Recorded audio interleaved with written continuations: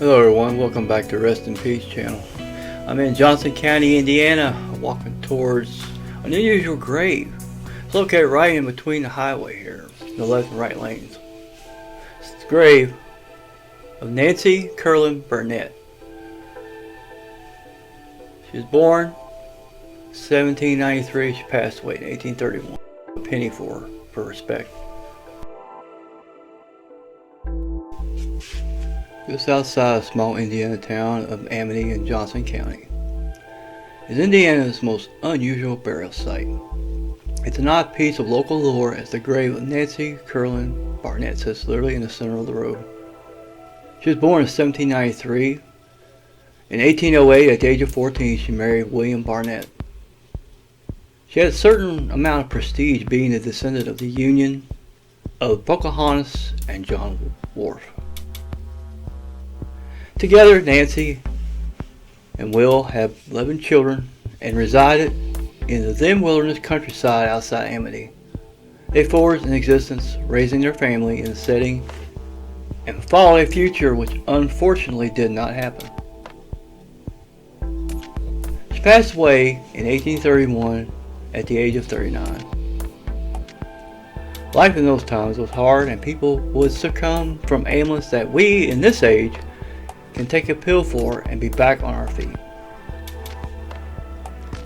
She loved the area and formed an attachment to the rural setting that was home to her family. Barnette honored her last request, burying her on a small hilltop that overlooked Sugar Creek. Her grave soon became surrounded by the graves of other locals in the community. It was a tranquil spot in the county. There was no road 400. That would come later. The years rolled on.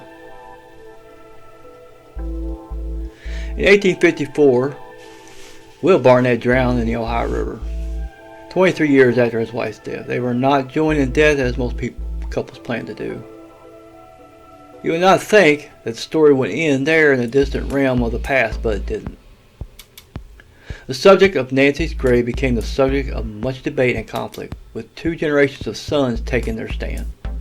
The thin footpath that was through the small country cemetery eventually transitioned into a road. Graves were uprooted and moved to accommodate.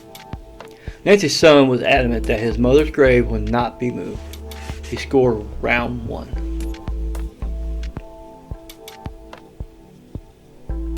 The road skirted her grave, and life went on as it should. However, many years when the country road was widened, things took a different twist. Round two had begun. When the road building crews approached the single headstone on the rise of the hill, grandson Daniel Dottie was not in the mood for any kind of nonsense, especially that concerned moving his grandmother's grave.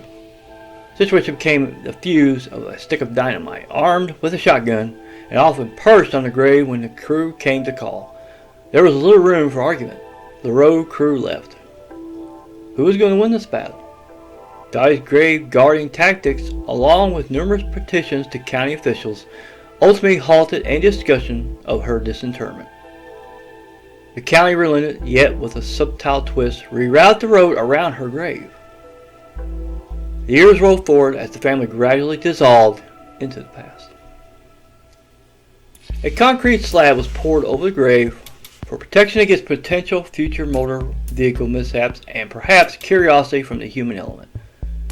Nancy Curlin subsequently became still in her attorney, and the beginnings of a myth started on August 8th, 1912. Thanks for joining me. Take care of yourself, take care of your loved ones. I'll see you on the next video. Goodbye.